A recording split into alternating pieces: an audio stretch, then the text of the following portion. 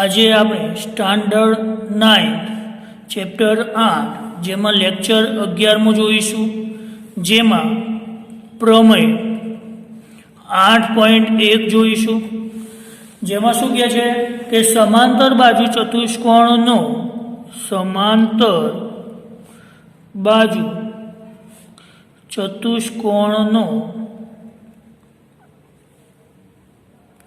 કોઈપણ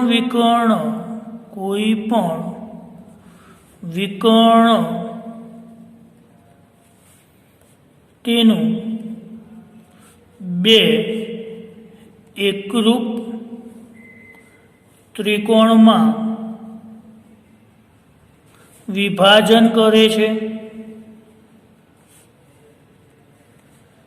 શું કીધું પ્રમેય 8.1 તમને કે સમાંતર બાજુ ચતુષ્કોણનો કોઈ પણ વિકર્ણ તેનું બે એકરૂપ ત્રિકોણમાં વિભાજન કરે છે, એટલે કે બે ત્રિકોણમાં વિભાજન કરશે. તો પક્ષમાં શું લખી શકો તમે? તો પક્ષમાં તમારે સમાંતર બાજુ ચતુષ્કોણ આપેલ છે, બરોબર? તો આપણે લખી દઈએ કે ચતુષ્કોણ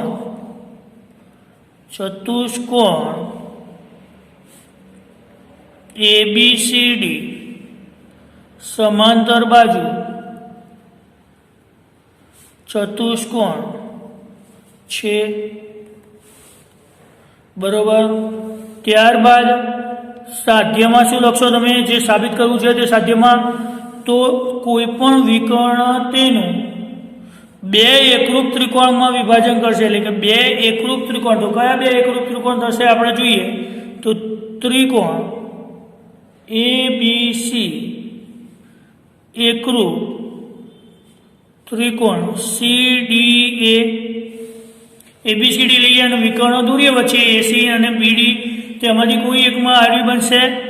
તથા બીજા વિકર્ણ માટે વાત કરીએ તો ત્રિકોણ BCD એકરૂપ ત્રિકોણ DAB થશે. તો એનો મતલબ શું છે? અહીંયા બંને ત્રિકોણ એકરૂપ થશે એવું તમારે સાબિત કરવાનું છે, બરોબર? તો અહીંયા આકૃતિ કઈ થશે? તો આકૃતિ જોઈએ આપણે. સમાંતર બાજુ ચતુષ્કોણ કીધો, બરોબર? તો આપણે પહેલા સમાંતર બાજુ ચતુષ્કોણ દોરવાનો.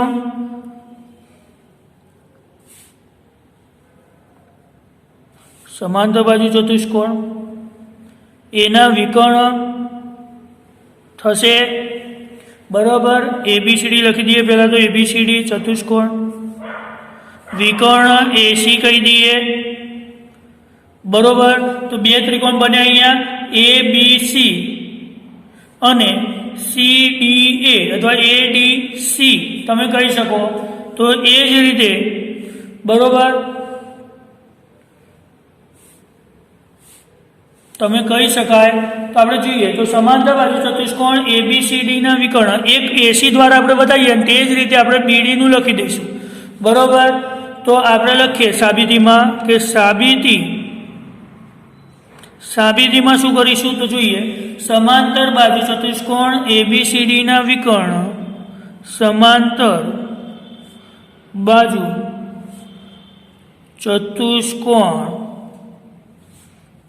ABCD ના વિકર્ણ AC દ્વારા, અહીંયા AC વિકર્ણ કીધું આપણે, AC દ્વારા બે ત્રિકોણમાં વિભાજન થશે. ત્રિકોણ ABC અને ત્રિકોણ CDA મળે છે. આટલું ક્લિયર? બે ત્રિકોણ મળ્યા, ત્રિકોણ ABC અને CDA, બરાબર? બે ત્રિકોણ. તો હવે આપણે લખીએ કે સમાંતર બાજુ ચતુષ્કોણ ABCD માં લખીએ સમાંતર બાજુ ચતુષ્કોણ ABCD માં AB સમાંતર CD અને AC તેમની છેદિકા,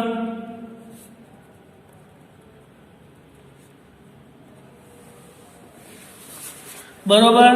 તો હવે જો AC છેદિકા હોય અને AB સમાંતર CD હોય, તો AB અને CD હોય અને એમની આ છેદિકા હોય તો આ યુગ્મ કોણ બનશે? Z. બરોબર. તો અહીંયા તમે લખવું હોય તો લખાય કે માટે ખૂણો CAB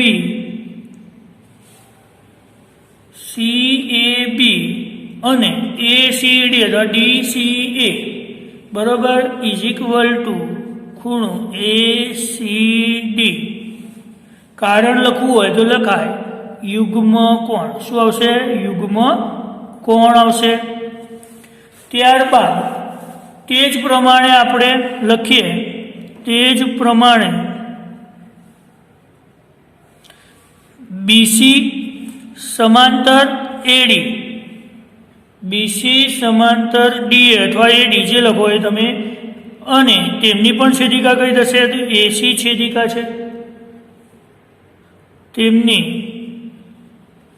છેદિકા છે. તો આમાં પણ યુગ્મ કોણ બનાવો તો કયો ઝેડ બનશે? તો અહીંયા જ આ બંને કીધું તો આમ ઝેડ બનશે, તો આ બંને ખૂણા આવશે. તો જોઈએ ખૂણો BCA માટે ખૂણો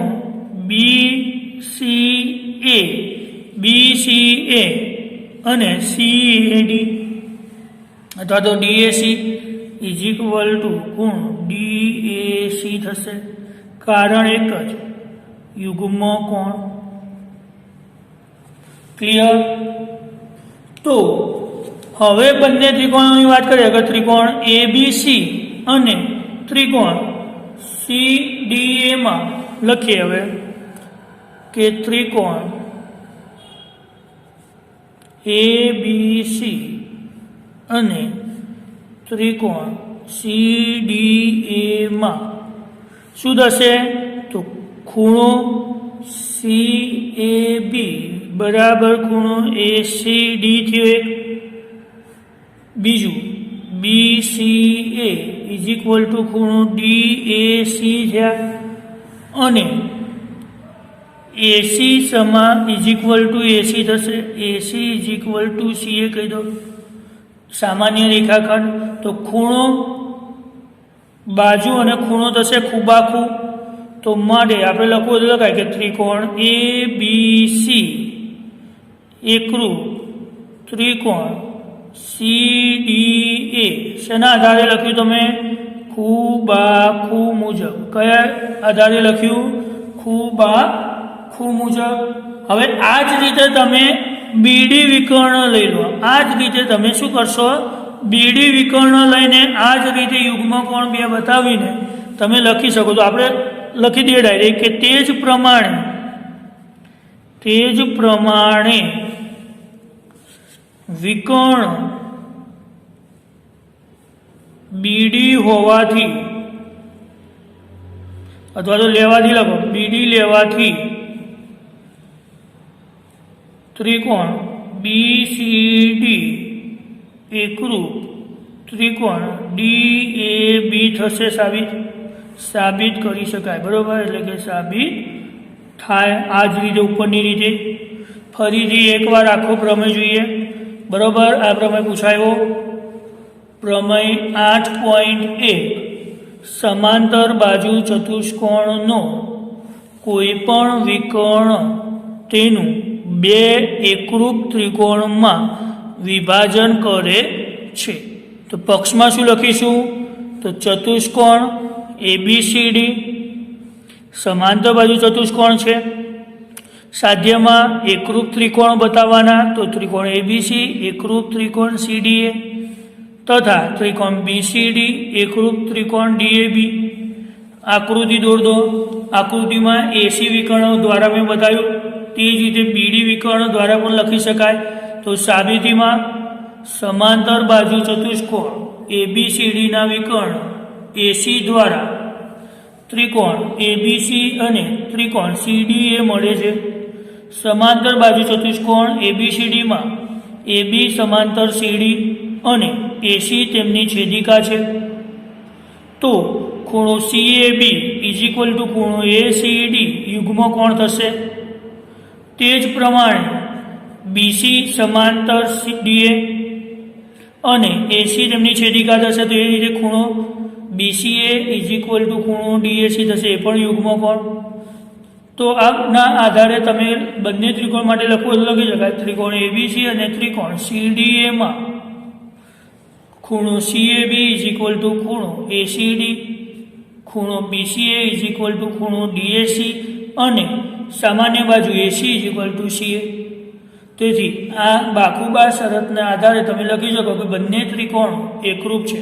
તો ત્રિકોણ ABC એકરૂપ ત્રિકોણ CDA બાકુ શરતના આધારે. તે જ પ્રમાણે તમે BD વિકર્ણ લો તો તમે આ રીતે સાબિત કરી શકશો ત્રિકોણ BCD એકરૂપ ત્રિકોણ DAB સાબિત થાય.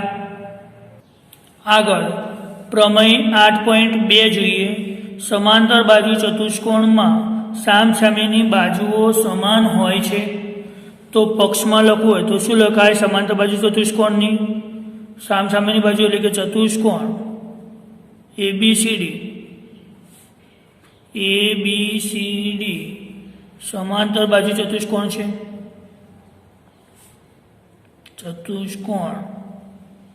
છે.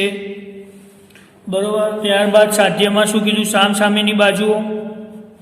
તો સામસામેની બાજુ કઈ થાય? તો ABની સામેની બાજુ CD થશે અને BCની સામેની બાજુ DA. બરોબર. આ સાબિત કરવાનું. ત્યારબાદ આકૃતિ જોઈએ તો કેવું બનાવવાની? સમાંતર બાજુ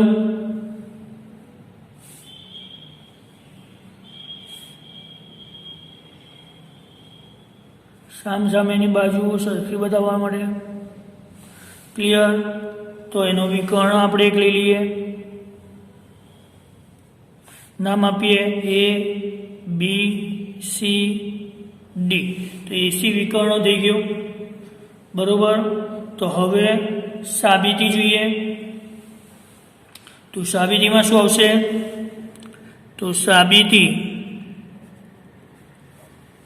ત્રિકોણ ABC અને ત્રિકોણ CDA માં ખૂણો CAB ઇઝ ઇક્વલ ટુ ખૂણો ACD. બરોબર. કેમ? કારણ કે AB સમાંતર CDની છેદિકા આપણે આગળના પ્રમેયમાં જોયું, છેદિકા AC દ્વારા બનતા યુગ્મ કોણ છે. બરોબર. તો પછી AC is equal two CA આપણે જોયું હતું સામાન્ય બાજુ.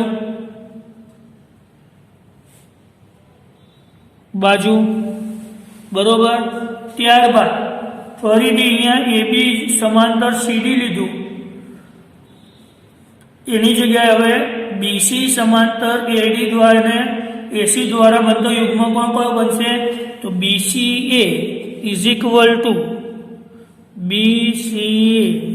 ઇક્વલ ટુ ખૂણો DAC બનશે. તો કારણ લખવું હોય તો લખાય કે BC સમાંતર DA ની છેદિકા AC દ્વારા બનતા યુગ્મ કોણ છે. બરોબર. તો આ યુગ્મ કોણ બન્યો? આ સામાન્ય બાજુ અને આ ફરીથી યુગ્મ કોણ એટલે કે ખૂણો બાજુ ખૂણોના આધારે બંને ત્રિકોણ કેવા બતાવી શકો? તમે એકરૂપ બતાવી શકો. તો ત્રિકોણ ABC એકરૂપ ત્રિકોણ CDA. કારણ એક જ. કયું કારણ લખશે એમાં? ખૂબાખૂ. તો ખૂણો બાજુ ખૂણોના આધારે તમે બંને ત્રિકોણ એકરૂપ બતાવી શકો. તો માટે તેના આધારે તમે CPCT બતાવી શકો કે AB is equal to CD અને BC is equal two DA. બરોબર. જો એકરૂપ ત્રિકોણ બતાવો તમે તો એના આધારે તમે CPCT બતાવી શકો કે AB is equal to CD અને BC is equal two DA. બરાબર. લખવું તો લખાય CPCT. જે તમારે અહીંયા શું કરવાનું હતું? સાબિત કરવાનું હતું. એટલે કે સાધ્યમાં તમારે અહીંયા જો AB is equal to CD અને BC is equal to DA સાબિત કરવાનું હતું, જે આપણે સીપીસીટી દ્વારા લખી શકીએ છીએ કે કારણ કે એબીસી એકરૂપ સીડી એ કીધું ખૂબ આખો એટલે ઓછામાં ઓછી એક બાજુ હોય તો તમે સીપીસીટી લખી શકો. ઓકે.